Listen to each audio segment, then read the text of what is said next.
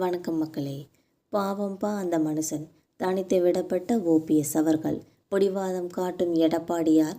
தேர்தல் களத்தில் அடுத்தது என்னதான் நடக்க போகுதுன்ற பற்றி இந்த வீடியோவில் நம்ம விரிவாக ஒரு தொகுப்பாக பார்க்கலாம் வாங்க. அதிமுகவில் 3 முறை முதலமைச்சராக இருந்த பன்னீர்செல்வம் அவர்கள் தற்போது கட்சியிலிருந்தே நீக்கப்பட்டுள்ள இந்த நிலையில் தன்னோட அரசியல் வாழ்க்கையை நிலைநிறுத்திக்கிறதுக்காக போராடிட்டு இருக்காருன்னே சொல்லலாம்.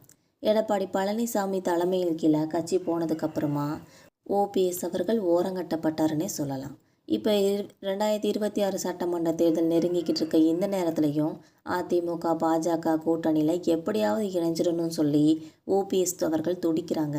இதற்காக பாஜக தலைமை டிடிவி தினகரன் மூலமாக எடப்பாடி கிட்ட பேச்சுவார்த்தை நடத்தியும் அவரை மீண்டும் சேர்க்கிறதுல எடப்பாடி பழனிசாமி அவர்கள் பிடிவாதமாக மறுத்து வந்துட்டுருக்காங்க. கட்சியில் சேர்க்காவிட்டாலும் பரவாயில்ல, டிடிவி தினகரனோட குக்கர் சின்னத்தில் ஓபிஎஸ் அவர்கள் போட்டியிட்டு ஒரு தரப்பு சமரசமாவது பேசலாம்னு சொல்கிறாங்க.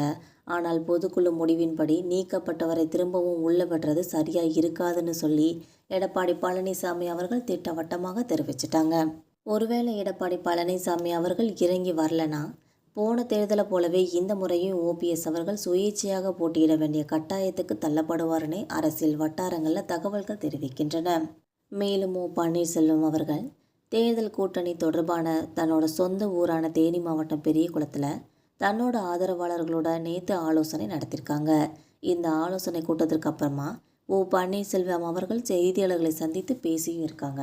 அப்படி அவர் பேசுகையில் பிரிந்து கிடக்கக்கூடிய அதிமுக சக்திகள் ஒன்றிணைய வேண்டும், யாராலும் வெல்ல முடியாத ஒரு இயக்கமாக அதிமுகவை ஜெயலலிதா அவர்கள் உருவாக்கி வச்சுருந்தாங்க, அந்த நிலையை மீண்டும் உருவாக்கணும்னு சொல்லி அதற்கான போராட்டம் தான் எங்களோட சட்ட போராட்டம் என்பது அதிமுகவை மீட்க நாங்கள் போராடி கொண்டிருக்கிறோம் என்றும், மேலும் அதிமுக ஒன்றிணைங்க நாங்கள் ரெடி, அதுக்கு டிடிவி தினகரனும் அவரோட அருமை அண்ணன் எடப்பாடி பழனிசாமியும் ரெடியான்னு சொல்லி கேட்டு சொல்லுங்கன்னு கூட சொல்லியிருக்காங்க. இந்த மாதிரி ஒரு சூழ்நிலையில தான் சேலம் மாவட்டம் ஓமலூரில் மாற்றுக் கட்சியை சேர்ந்தவர்கள் அதிமுக பொதுச் செயலாளரும் எதிர்கட்சி தலைவருமான எடப்பாடி பழனிசாமி அவர்களோட முன்னிலையில் அதிமுகவில் இணைகிற நிகழ்ச்சி ஒன்று நடைபெற்றிருக்கு.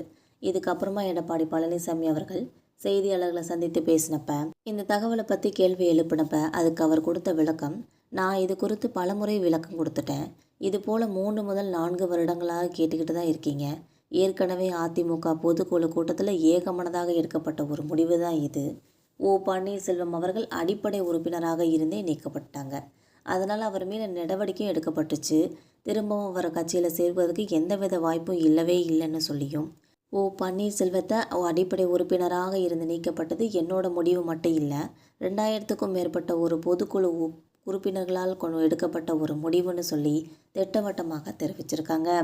இனி பன்னீர்செல்வத்தோட அடுத்த கட்ட நடவடிக்கை என்னென்னு பொறுத்திருந்து பார்க்கலாம் மக்களே. இந்த வீடியோ உங்களுக்கு பிடிச்சிருந்தா மறக்காமல் சப்ஸ்கிரைப் பண்ணி பெல் ஐக்கனை கிளிக் பண்ணி வச்சுக்கோங்க. அப்போ தான் நம்ம போகிற ரெகுலர் வீடியோக்கள் உடனுக்குடன் நோட்டிஃபிகேஷனாக வந்து சேரும். தேங்க்யூ.